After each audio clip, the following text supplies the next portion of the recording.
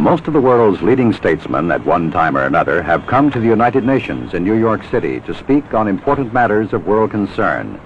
And thus it was that the United Nations played host recently to His Excellency President Ziaur Rahman of the People's Republic of Bangladesh. President Ziaur was greeted upon his arrival by the UN Secretary General Kurt Waldheim. After conferring privately with Waldheim and with the current President of the General Assembly, Salim A. Salim of the Republic of Tanzania, President Ziaur was escorted to the United Nations main hall, where the General Assembly had been called to order specifically to hear the Bangladesh leader. Assembly President Salim formally welcomed President Ziaur. On behalf of the General Assembly, I have the honor to welcome to the United Nations His Excellency Mr. Ziaur Rahman, President of the People's Republic of Bangladesh, and to invite him to address the Assembly. In a hard-hitting speech, President Ziaur said that recent years have seen very little progress towards narrowing down the differences between the rich and the poor.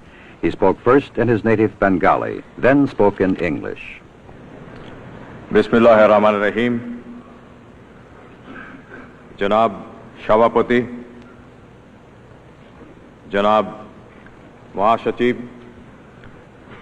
ও সম্মানিত প্রতিনিধিবৃন্দ, বাংলাদেশের জনগণের পক্ষ থেকে আমি আপনাদের সাদর সম্ভাষণ জানাচ্ছি। জাতিসংঘ সাধারণ পরিষদের এই একাদশ বিশেষ অধিবেশন বাংলাদেশের দৃষ্টিতে যে কতটা গুরুত্বপূর্ণ, আজ এখানে আমার উপস্থিতি তারই সাক্ষ্য দিচ্ছে। এই বিশেষ অধিবেশনের ব্যবস্থা করতে দীর্ঘ সময় লেগেছে। এই জন্য অনেক কষ্ট স্বীকারও করতে হয়েছে। সাধারণ পরিষদের ষষ্ঠ ও সপ্তম বিশেষ অধিবেশনের পরবর্তী বছরগুলোতে একটি নতুন আন্তর্জাতিক অর্থনৈতিক ব্যবস্থা গড়ে তোলার ব্যাপারে বিশেষ কোনো অগ্রগতি হয় নাই। ধনী ও দরিদ্র দেশগুলোর মধ্যেকার বৈষম্য হ্রাস পাওয়ার বদলে দেখা যাচ্ছে তা বরং বৃদ্ধি পেয়েছে। জাতিসংঘ সনদের আদর্শ এবং মানব অধিকার সংক্রান্ত ঘোষণার প্রতি আমরা সকলেই আনুগত্যশীল। মানুষের মৌলিক দুটি অধিকার, ক্ষুধা ও দারিদ্র্য থেকে মুক্তিসহ জীবনযাত্রার মান উন্নয়ন, পূর্ণ কর্মসংস্থান এবং অর্থনৈতিক ও সামাজিক উন্নয়ন ও বিকাশের নিশ্চয়তা বিধান করতেও আমরা প্রতিশ্রুতিবদ্ধ। The UN Charter and the evolution of the entire UN system are based on the concept of global interdependence and cooperation. Why did we opt for global interdependence? What was the rationale behind it?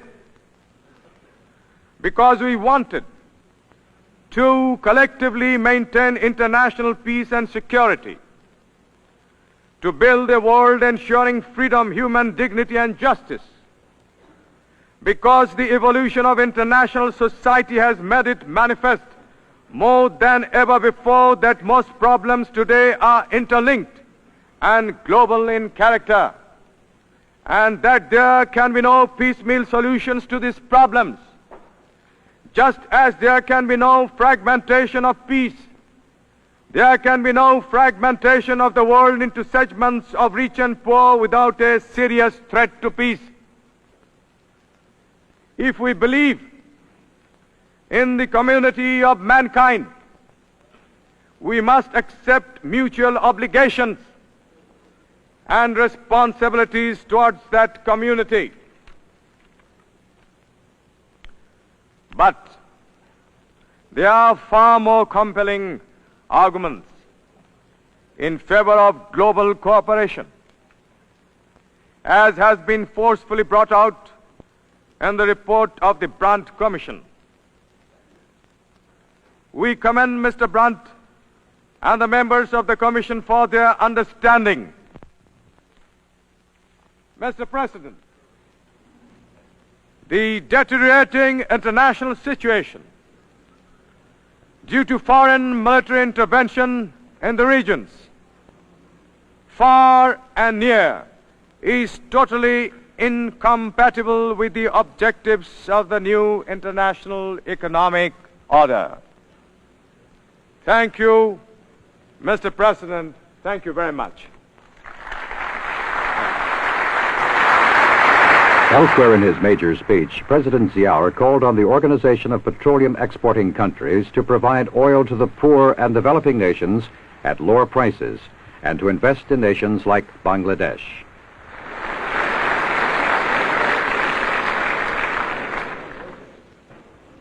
Following his address, President Ziaur proceeded to the West Foyer of the United Nations building, there to greet and chat with the heads of delegations to the UN. President Ziaur later was the honored guest at a luncheon hosted by Secretary General Waldheim. There remained one more major event on President Ziaur's UN schedule, a speech to a closed meeting of the Group of 77. Formed 15 years ago, the Group of 77 now numbers more than 100 developing nations, including the 30 least developed countries, as well as the OPEC nations.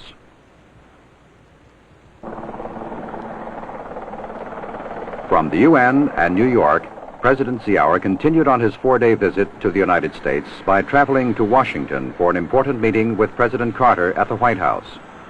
President Ziaur flew from New York to Andrews Air Force Base outside of Washington, then boarded this helicopter to fly from the airport to the Washington Monument Grounds not far from the White House. The United States has been a staunch supporter of Bangladesh since it won its independence in 1971. And President Carter made it a point to take time off from a busy campaign schedule to meet with President Ziaur. The Bangladesh leader was greeted by Secretary of State Edmund Muskie as the helicopter arrived near the White House. From there, he was whisked to the Oval Office for a private meeting with President Carter. High on the agenda of the talks between the two presidents was U.S. aid to Bangladesh, aid which totaled some $84 million last year. Bangladesh has received commitments of $1.5 billion in aid this year. High among the aims of Bangladesh under its dynamic 43-year-old president is doubling of its agricultural output. Our land has the capacity, but it is badly organized, President Ziaur told newsmen in Washington. Bangladesh, with 80 million people crowded into a small area, is embarking on a new 5-year plan with emphasis on agriculture. During the meeting in the Oval Office, President Carter expressed his admiration for economic and political progress in Bangladesh under President Ziaur. While Ziaur thanked Mr. Carter for U.S. economic cooperation with his nation. President Carter also reiterated the theme expressed by President Ziaur in his UN speech, namely that major oil exporting nations should invest some of their wealth to create jobs for Bangladesh. President Ziaur told President Carter that he has invited foreign ministers of OPEC nations to a discussion on that very subject. On another important matter discussed by the two presidents, a White House statement said both chief executives called for the immediate withdrawal of all foreign troops from Afghanistan and Kampuchea. Both presidents noted with satisfaction the excellent state of relations between the two countries, the statement said, and agreed to work to further improve the friendship and understanding which already exist. Their friendship was evident in statements by the presidents to newsmen after their meeting. It's a great pleasure for me this afternoon to welcome to the White House and to our nation President Zia, the very fine leader of Bangladesh.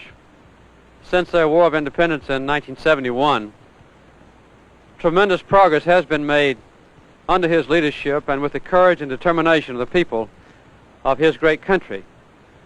With a population of about 90 million and with tremendous opportunities for economic improvement, President Zia has been in the forefront of making the lives of the Bangladesh citizens better each year.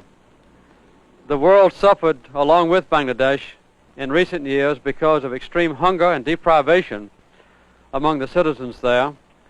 But President Zia and I have been discussing in the last few minutes the possibility, he says the inevitability, that Bangladesh will in the near future, be self-sufficient in food production, perhaps even able to export food to other countries. We also had a chance to discuss the advantages of democratization of the Bangladesh political system. The open and free election process, which resulted in the election of President Zia, has been an inspiration to the world. Also, we have been very grateful at the leadership that President Zia has played personally, not only among the Muslim nation and the community there, but indeed throughout the entire world community. As a member of the United Nations Security Council, Bangladesh played a very important and statesmanlike role during the difficult months just past. We are deeply grateful that President Zia has come here. We observe with great interest his statement to the United Nations General Assembly, where he called upon the OPEC nations to provide oil to the poor and developing countries of the world at lower prices, and also encourage the OPEC nations with their tremendous influx of capital to invest in the developing nations like Bangladesh to provide a better life and employment for the people there. President Zia, we are delighted to have you with us.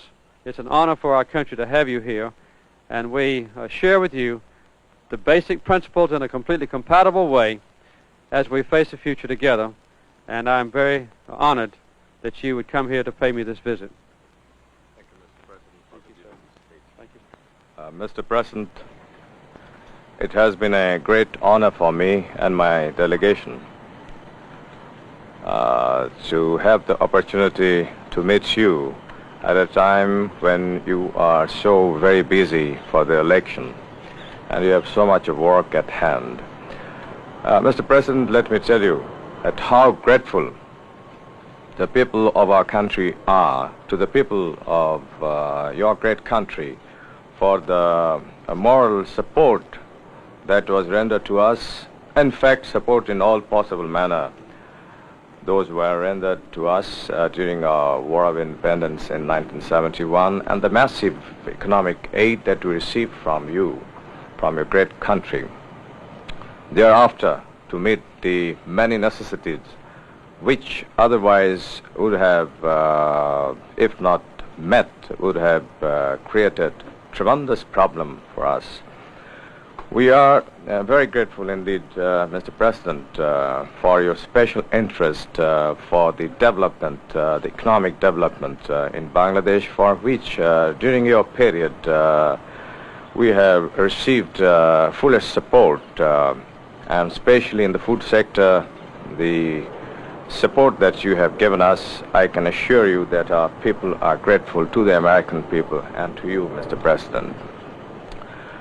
And the short meeting that we had a few minutes ago, we had discussed all possible aspects of our relationship, and we discussed some of the important problems facing the world, both economic and political.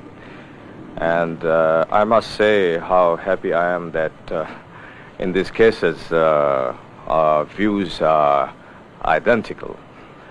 Mr. President,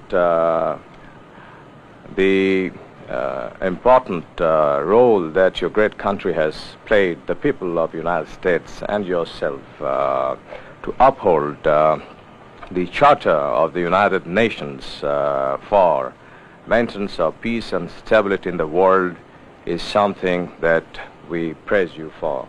And especially your value that you attach to the question of human rights and human dignity is something that we, all of us, the whole world could be proud of. Mr. President, I wish you success. I wish the American people success and strides in the future. Thank you very much. Thank you, Mr. President. It's been an honor to be with you. Thank